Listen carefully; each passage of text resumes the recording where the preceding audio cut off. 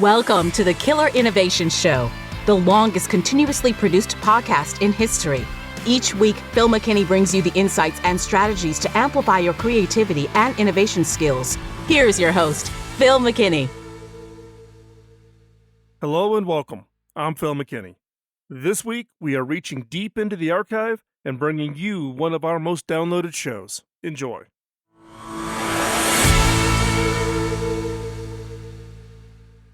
So, how's your week going? We are back here in the studio. We've had a great week. Lots of things going on. As we shared in the last show, we're doing some experiments with some short form content. So check out, if you haven't listened to last week's show, to catch what we're now calling 5 Minutes to New Ideas. It'll appear in the fourth segment. It's a little bit of an experiment. We'd like to hear your feedback, so please listen to the entire show to get into the fourth segment. Check out that 5 minutes, part of giving you some sparking ideas that hopefully will drive and lead you to coming up with some new products, some new services, some ways to transform your business. As it's just one way we're trying to just change things up. As I've said many times in the past, you don't want to get yourself in a rut. You want to constantly innovate the way you innovate. And here at the show, we are constantly looking at ways that we can innovate the show to bring more value to you. So check it out. Give us some feedback. Let us know. This week's show is actually the result of a conversation that I had in a taxi cab in Austin, Texas. Most recently, a little while ago, I was in Austin for South by Southwest. I was giving or hosting a meetup, as they call it, in South by Southwest around neurodiversity hiring. How do you think about, as a leader, hiring those that are on the autism spectrum is just one example of neurodiversity. How do you think about hiring people on the autism spectrum to be employees within your organization? And where I'm CEO, we have a neurodiversity hiring program. And so South by Southwest was interested in having us share how we do that and the benefits we get from that, particularly around creativity and innovation. So I get done with the talk, go back to the hotel, grab my bags, hop in a cab going to the airport. Got this young man driver from, I think it was Nigeria, if I recall correctly. And we got into a whole conversation, and I shared with him some of the work that my family does in Rwanda with our investments and entrepreneurs there. And he was asking a little bit about my background. I shared where I was at now and kind of my history. And then this driver just shifted the whole tone into almost feeling like I was being interviewed on the drive. And he was taking mental notes. He was asking about, things that, how did I get to be successful? How did it, what lessons could I share with him? He was driving a taxi basically to put food on the table and keep a roof over the head of his young family. But this was clearly somebody who had desires to do more than just be satisfied with what his current career outlook looked like. So we got to talking, and I was sharing some things with him, and we got to the airport, and we got stuck in traffic, but to be quite honest, I didn't care. The conversation was so engaging, me learning from his perspectives of what it was like, where he came from, and then being an immigrant and trying to find work and think about career, family. It just also reinforces that it doesn't matter where you are in the world.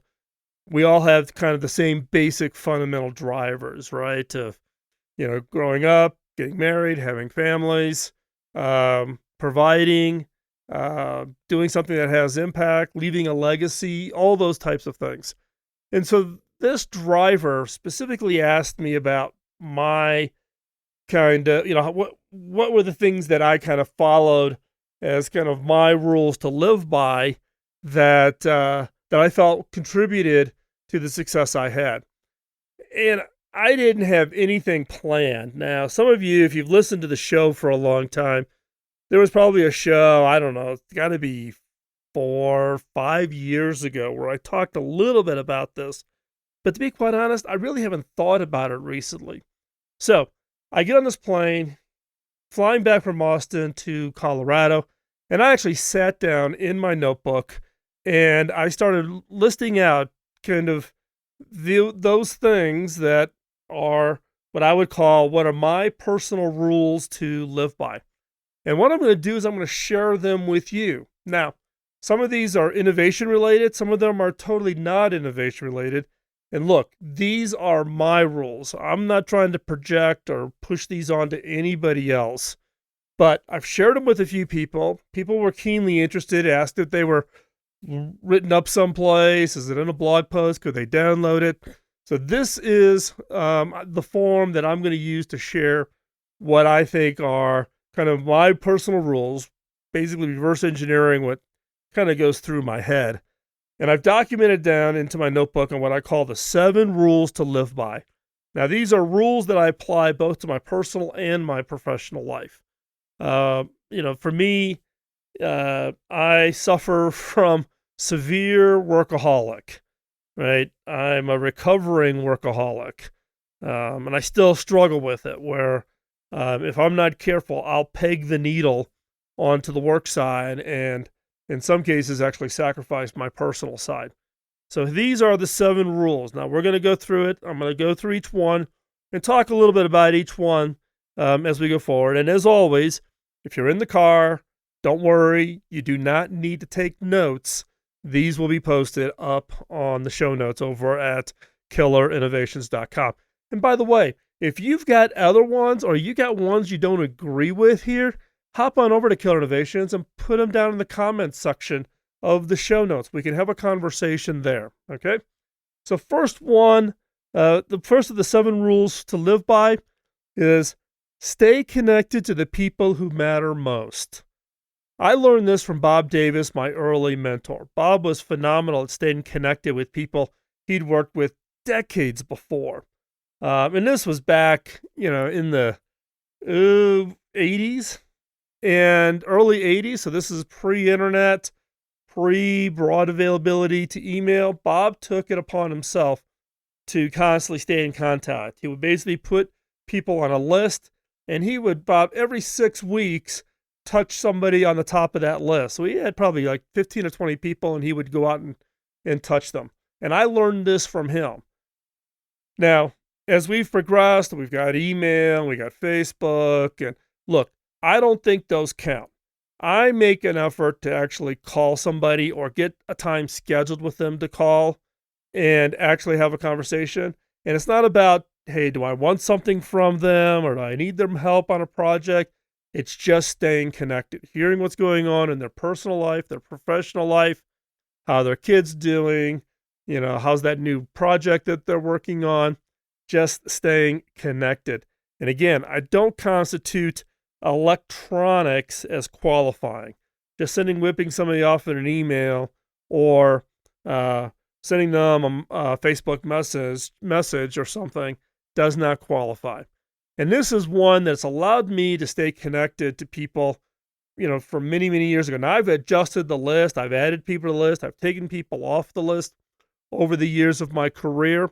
But I can tell you, the people that have been on the list are the ones that have had so much influence in me being able to progress my career because we had that more in-depth personal relationship. They knew what my desires were. They knew where I was at professionally. They knew kind of where my head was thinking, kind of thing I like to do. And when new opportunities came up, they actually approached me. And if I look back over probably the last, 4 or 5 major jobs I've had, it wasn't ever me leaving and trying to go find the job. It was people in this network that I'd stayed connected to that had come back and contacted me. Number 2 kind of ties into that is listen more, talk less. When I reach out to these people or any conversation, people like to dominate talking. Look, we all like to talk about ourselves.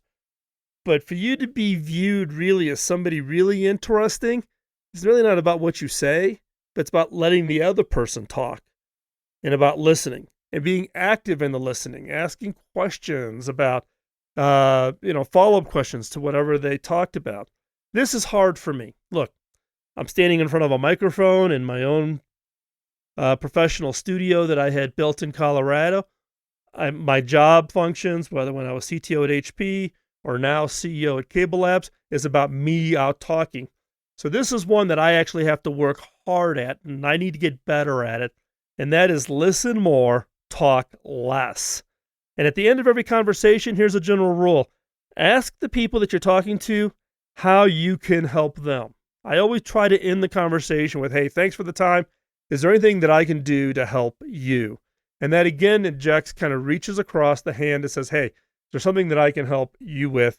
And that tends to wrap up the conversation. So stay connected to the people is number one.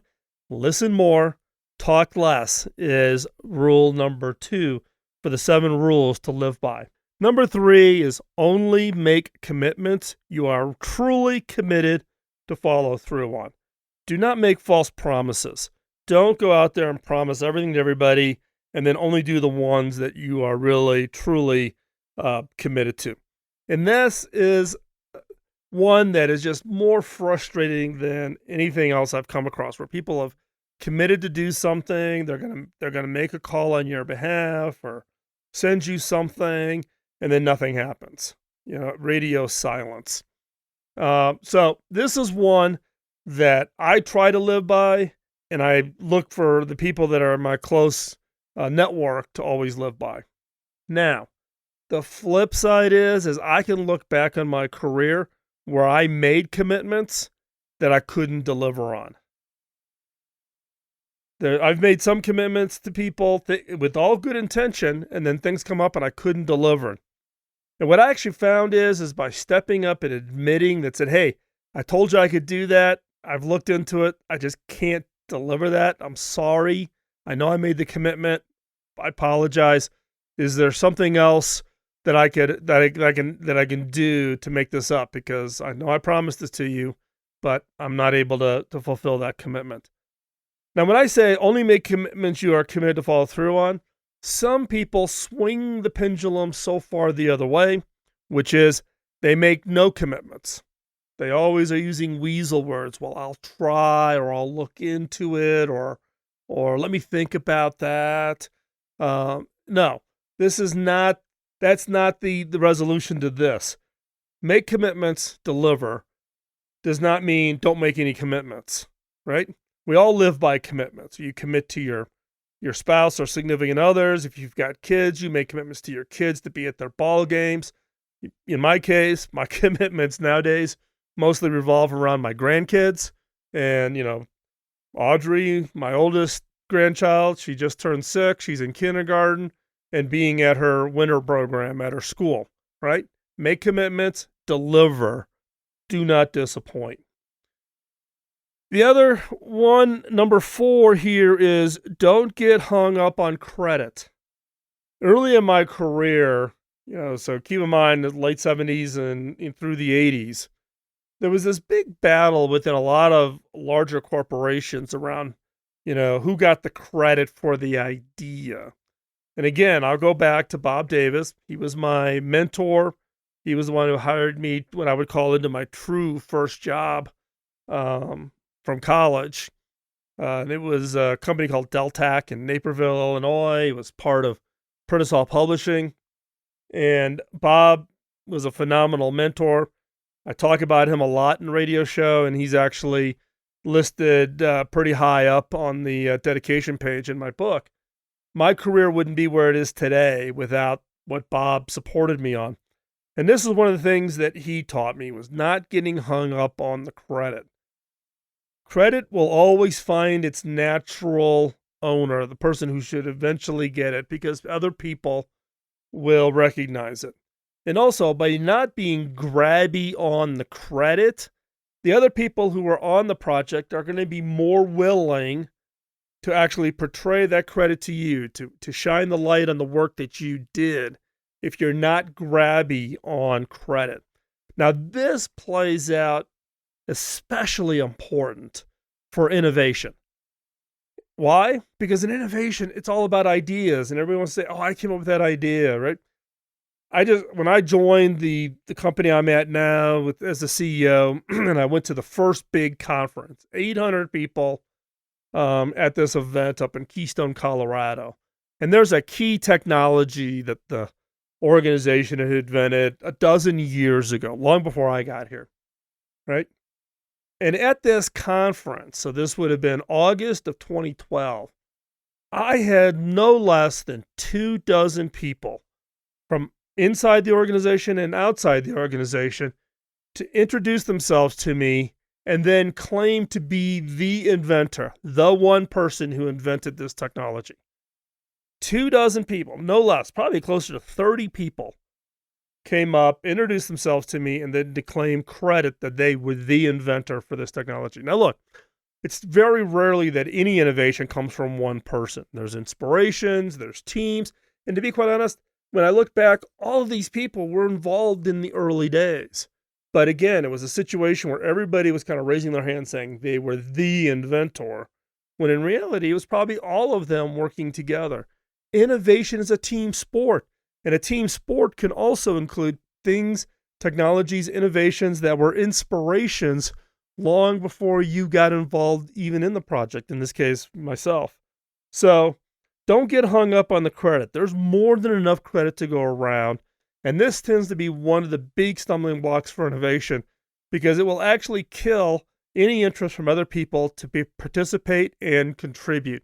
And again, innovation's a team sport. So number 4, don't get hung up on credit. Number 5, which kind of plays into this, acknowledge others. Give out words of encouragement. And this is important if you're a leader. If you're leading an innovation team, or you're a manager or a director or a vice president, in my case, when I was CTO, or now that I'm a CEO, it is acknowledge others. You didn't get to the position you're in. I did not get to the position of being a CEO all by myself. There have been people who've played a critical role in my success over the years, and it's through their help I've been able to get to where I'm at today. At the same time, acknowledging that, giving the encouragement to other people who are earlier in their careers. Mentoring, I find to be extremely, extremely satisfying. I go out of my way, for instance, and I have for years, even at HP, getting very involved with the interns. And in fact, you can go back and listen to some old shows, because when I was CTO at HP and I lived in Silicon Valley, I would actually select 2 interns every summer, and they would live with me at my house. And I called it reverse mentoring, because I didn't have, my kids were out of college. They were, newly married at that time. So I was kind of missing out on what was going on in the customer segments of college kids. So this was the best way for me to tap into that, by doing this reverse mentoring and acknowledging them, giving them words of encouragement. And look, some of my interns have gone off to have absolutely mind-blowing, successful careers. And it's all because of them, not because of me. They did great work and they've achieved great things. But stepping out and acknowledging others, giving that words of encouragement, encouraging others is one way, one of the rules that I live by, or at least I try to live by. And I try to do this. I need to do this more and more. I tend not to do as much now just because of being busy and my travel schedules and etc. So this is one that I'm actually writing myself a note here on a piece of paper that I need to step up on and get better about. So again, stay connected, listen more, only make commitments, don't get hung up on the credit, and acknowledge others. But these are the rules that I try to live by. Number 6, hug the haters. There is always going to be somebody out there that's going to be criticizing you or critical of what it is you're doing, or they just don't like you, right? We've all lived through it, whether it was in grade school, junior high, high school, whatever. And look, we have that in the workplace, particularly as you get to be more successful or you get to be higher profile. Social media has done a lot of really great things, but social media has also given a platform for the haters, for the trolls. So I say hug the haters. One is I kind of have this rule of what I call count to 10 before I respond. What I really mean is if someone, criticizes me on Facebook or Twitter, or a reporter criticizes something that I said in an interview, whatever, I don't immediately respond. And in fact, for reporters, I never respond. Doesn't matter how harsh they are in the article they write, I'm not going to respond. Even in social media and etc., I will always typically wait for the day if I can, wait till the next morning, or count to 10, take a deep breath, get your perspective, and actually bring other people in to have them read it to see if you're reading it the same way. So I count to 10, and the other rule about this is always respond with compassion, not harshness, not rudeness, not name calling. Always respond with compassion. And as part of this, I have a kind of a sub rule around this, which is never, ever burn the bridge. Someone may have just really just stabbed you in the back. I mean, I've had people rip me off for money, done all kinds of horrible things, and I've never, ever burned the bridge. You never know when you might need that bridge, or you might be able to rebuild that relationship at some point. I never view somebody has done something so horrible to me that I could never rebuild that relationship. So number 6 is hug the haters. Again, count to 10 before you respond. Always respond with compassion, and never, ever burn the bridge. You can always rebuild the relationship. Now, what's number 7? 7, this is the 7 rules to live by. What's number 7? Number 7 is create your own approach to prioritization. You're going to get lots of demands and requests on your time. As I shared earlier in the show, I am a recovering workaholic. I would do 80, 90-hour days. I could find myself constantly face down in my phone, work, and sacrifice my personal and my family in the process of that. So I have to set my own set of priorities that I use whenever I get a request for, come to a speaking engagement, come teach a workshop, travel to some different location where it's going to take me 2 days to get there to coach or mentor a team. I have to have a set of priorities. You need to create your own set of priorities that says, where does this fit in to this? And it's a balancing act. You're never going to have it one way or the other. You got to have a balancing act. The prioritization process that I use, again, this is for me, but the prioritization process that I use is what I call the 5 F's. The 5 F's. The 5 F's are faith, family, friends, fitness, and finances. Let me go through that again. Faith, family, friends, fitness, and finances. Now, what do I mean by all this? Faith. My faith is incredibly important to me, but it's also very personal to me, right? But if I get this weird request that somehow it doesn't match with, a faith system for me, then I don't get involved in it. There's certain things like, I don't drink, I don't gamble, but that's a personal choice for me. I'm not saying it's bad for everybody else, but that's a personal choice for me. But I believe that if that faith is important, whatever religion or faith model, faith system you believe in, the great thing about our country is you can practice whatever it is you believe in. But for me, faith is important. It's number 1.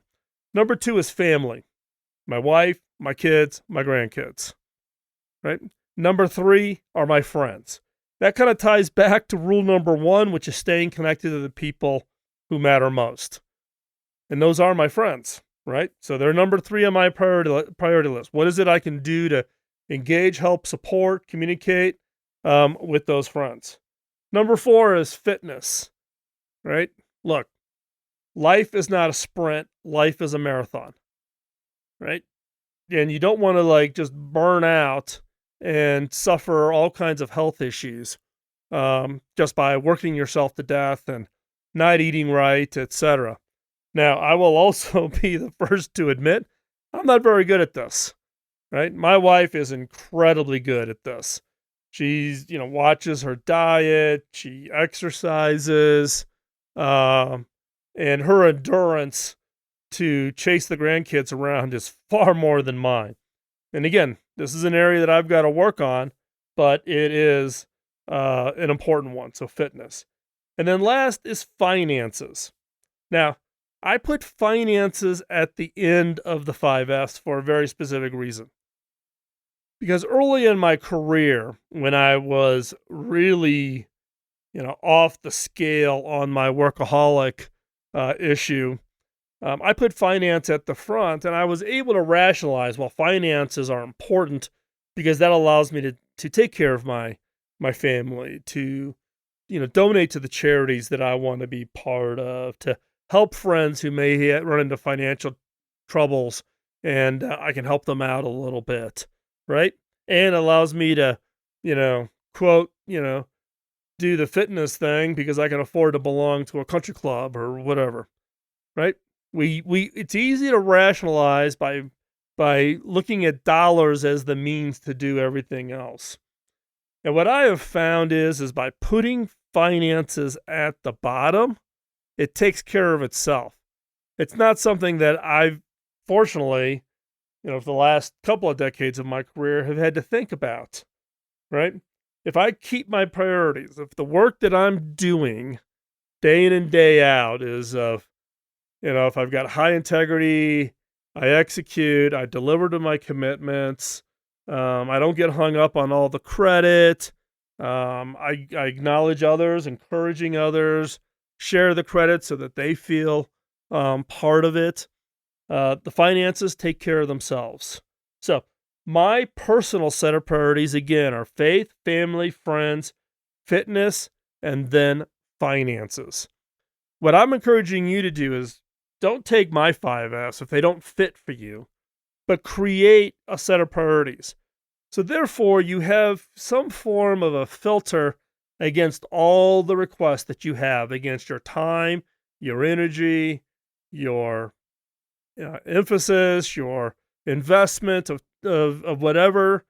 You need to have something, some filtering mechanism that you can apply to help you sort through so that you don't get screwed up by having a wrong set of priorities. And I'll be the first to admit, early in my career, I didn't have this, and I did not have a good set of priorities. And it took me a long time to kind of dig myself out of all the problems that caused for me and my family. So again, for me, it's faith, family, friends, fitness, and finances. So again, let's go through the 7 rules to live by one more time. Number 1, stay connected to the people who matter most. Number 2, listen more, talk less. I need to do more of that. Number 3, only make commitments you are committed to follow through on. 4, don't get hung up on the credit.